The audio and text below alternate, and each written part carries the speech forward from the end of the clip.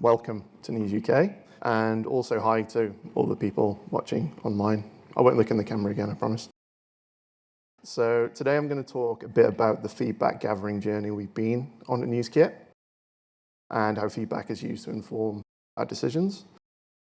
And ultimately, how speaking to people has helped us to understand our users and improve the design system for everyone that uses it. Or design system therapy, as I affectionately call it from time to time. Frasier reference, if no one knows. So first things first, I'm Mike. I live in North Somerset, just south of Bristol, and I've been in the NewsKit design system team for coming up on 3 years now. My role includes producing specs for components, writing documentation that you can find on newskit.co.uk. Bit of a plug there.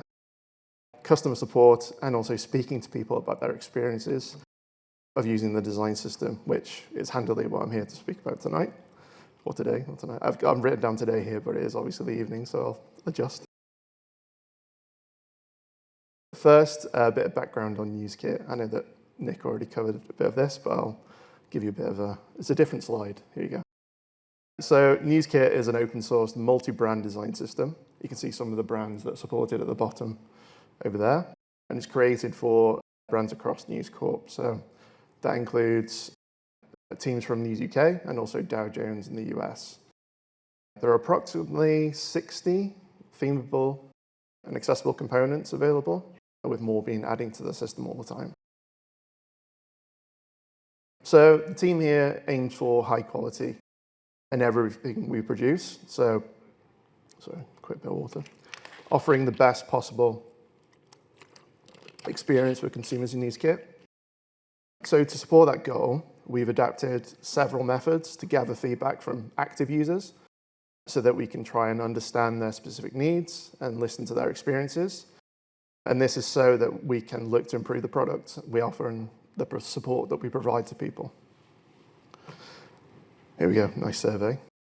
So we've got a user survey that we sent out quarterly. And this is sent out to individuals online via our Slack channels. And we do this to track user satisfaction, gauge confidence using NewsKit products, and share thoughts and ideas with the NewsKit team. The survey is kept anonymous, so the hope being that people feel more comfortable sharing their honest feedback with us.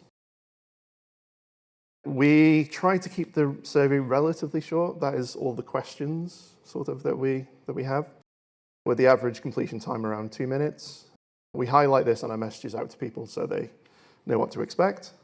And we ask a range of questions to help us gain insight into how people view the design system, pitched back to them to help to improve NewsKit for everyone that uses it. Some of the examples we found interesting to hear in the survey were around the handoff of designs to engineers. Can sometimes be a bit of a challenge for some, so that was good for us to know, and we can work on that. And then in general, the support really is great across the board, which is also really nice, obviously, for us to hear. Good old NPS score here. So after a couple of times of sending out the survey, to gauge the net promoter score of the design system, and also which department and role that they have, we move those to the top of the survey, so that even if someone, for some reason, abandons it or goes away, we're at least capturing that key information so we kind of know what their general satisfaction rating is, and also which department they're sitting in. We also tried reducing the number of questions asked to keep the time to complete a bit shorter, and made some of the questions conditional, which has yielded a bit more of an increased completion of the surveys and the data as a result. So this rather fancy image, you probably can't read it, but so you can say anything that I want it to say. This image shows results of user responses when asked to choose 5 words to describe NewsKit, ranging from positive, maybe not so positive, to try and get a bit of a understanding of their sentiment towards the design system. So tracking sentiment over time allows the team to identify the problem areas that we can hopefully resolve, and the design system constantly improves and evolves based on this feedback. On average, we get around 10 to 15 surveys, maybe a bit more, maybe a bit less, from a range of NewsKit users. Well, that sounds great. I'm done. I'll exit stage right, I guess. So, obviously the more people that complete surveys in full, the better, as the data we get back is genuinely really valuable and for understanding their user needs and the general perception of the system. However, surveys can sometimes be a bit more of a low priority for people to fill out due to them just not having the time to do so, or maybe they just don't have anything to share in that particular format. Over time, we found that people would occasionally start filling out a survey, abandon it, as I mentioned, which is nothing new when it comes to asking people to fill out forms, as I'm sure that many people in the audience can attest to. I know I let out an internal groan at times being asked to fill out yet another form. So we do try and encourage people to fill it out as much as possible and be in the drum, but obviously with the best intentions of the world, this doesn't always lead to more responses. Of course, there's more ad hoc feedback, that team members can receive directly in meetings or over Slack. I mentioned Slack before. And this can be super useful depending on what it is and who it's coming from. But if it is in a forum like Slack, then other people can also benefit from these responses as well. So more eyes on it, hopefully they can track the resolutions and track updates. However, ad hoc feedback, like on the flip side, can get lost quite easily in, for example, a continuous Slack thread. So if something is also said in person that's obviously shared in good faith, the original meaning can get taken out of context from time to time, which can make the source of truth hard to ascertain. So it's wise to judge each case accordingly. Yeah, we had some opportunities for improvements that we identified. We reached a point where we didn't feel like we were getting enough info from just the survey and ad hoc feedback. What we wanted to try was to gather information faster and a bit of a greater frequency. So we could better keep up with the rapid change of the business. As Nick has already mentioned, we've got many different teams and different brands that we support, and also their specific consumer needs that they need for Newskit. So we wanted to find out more. Sorry, I don't know why I'm laughing at my own slides. But we wanted to find out more about our user concerns and ideas that relate to Newskit users by reaching out to them in a more direct and proactive way. Not just relying on consumers to reach out to us, but instead going to them directly with questions. And the key thing is listening to see if there's something ongoing that can be fed back to the team with more people that are in the loop so that actions can be taken and hopefully get things addressed in a bit of a quick manner. So this is a quote from Diana Mounter, who's head of design at GitHub. So she says, "Make time for in-person feedback sessions with internal stakeholders. It will expose you to insights that might otherwise never be uncovered." Something I wholeheartedly agree with. This sort of approach can help reveal unknown things that might only come up when having more informal conversation with someone. So yeah, feedback on the Newskit product is not, as I mentioned, not just encouraged, but actively sought. So we run regular, what we call consumer interviews, but I guess it doesn't really matter what you call them. These are sessions targeting consumers across all disciplines. Any concerns or criticisms can be raised, and feedback and ideas are encouraged. There you can see me waiting on a Google Meet call for someone to join. Consumer interviews are short and relatively low effort. They're just a meeting invite, essentially. And it's low effort for both parties as well, meaning that we can schedule as many of these as we need to, or less, depending on the needs of the business. And the format is a video call, mostly one-to-one. Sometimes we do group sessions with different teams as well, with an accompanying FigJam board, lasting around 10 to 15 minutes each per session. There's an effort to keep conversations casual, light, disarming. Given an intro at the beginning of each session, we sort of introduce ourselves, and anyone from the Newskit team that also joins as well. And then obviously what we're asking for, what we're looking for from a participant.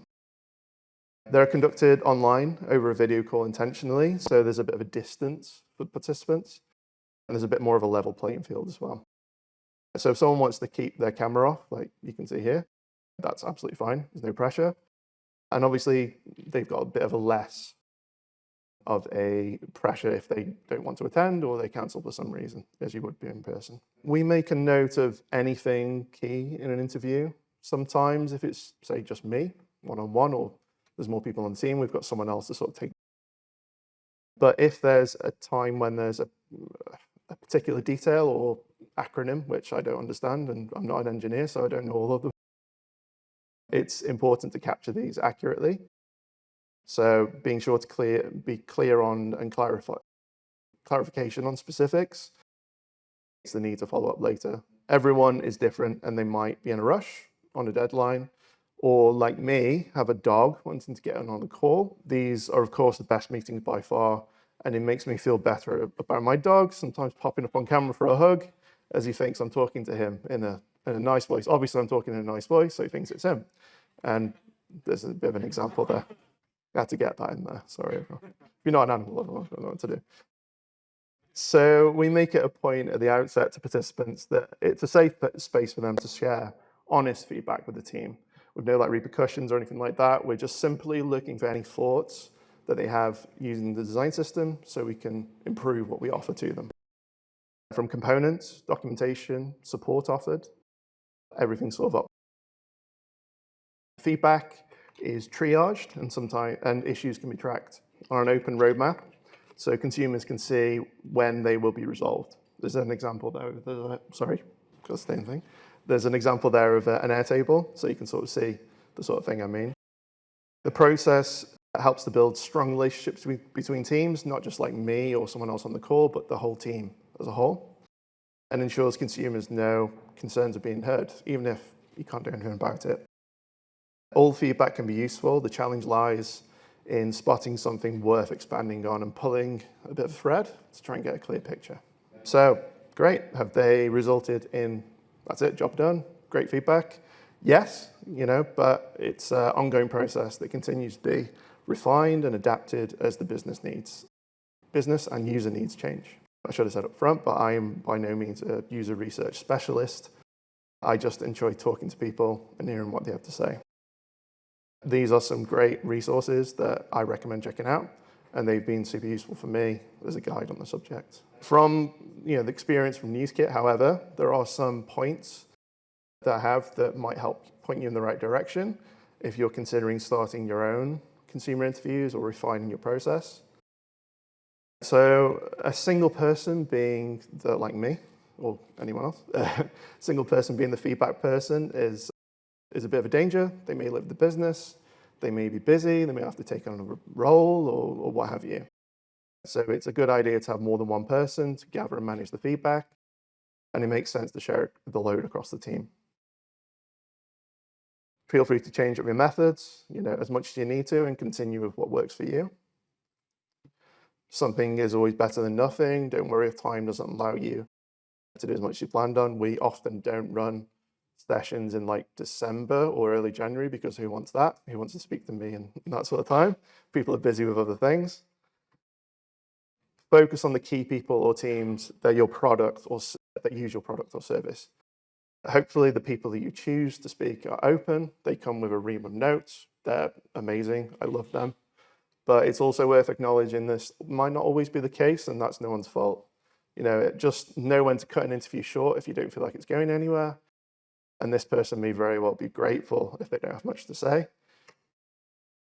Keep track of who said what. We use Airtable. Doesn't really matter what you use. But the important thing is to record all these notes so you can see everything in one place. It can be tracked, and if you want to follow up or track a certain issue, you can do so by cataloging that information. It sounds really obvious, but share key insights with other people. Don't just keep it to yourself. Otherwise, what's the use? From the surveys, interviews with your team, ad hoc feedback, and obviously the people that make the decisions at the end of the day. At the end of each quarter, there is a meeting where the team get together and we go through all of the feedback gathered so context can be provided and we can start to pick from that thread that I mentioned earlier. Demonstrate you're listening to the users by not only by listening to them, but by showing them with actions and following up. Even if there isn't a tangible change, something which would be an example of something great would be a ticket in the backlog, something in a new release. You can point to it and say, this is because of you. Thank you very much. But that might not always be the case. It's just about listening to them and then presenting that back to them. And show gratitude for people's time as well.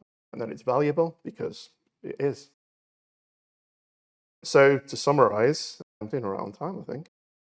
Surveys or other methods for gathering feedback have their place for sure, and can be just as or more valuable. It depends who you find out from and what you actually do. At the end of the day, it doesn't matter, in my experience anyway, what you try. Just speaking to people and giving people a platform to do so is the important thing. Focusing on the active users of your design system, in my experience, was what will throw up the most useful insights for your team.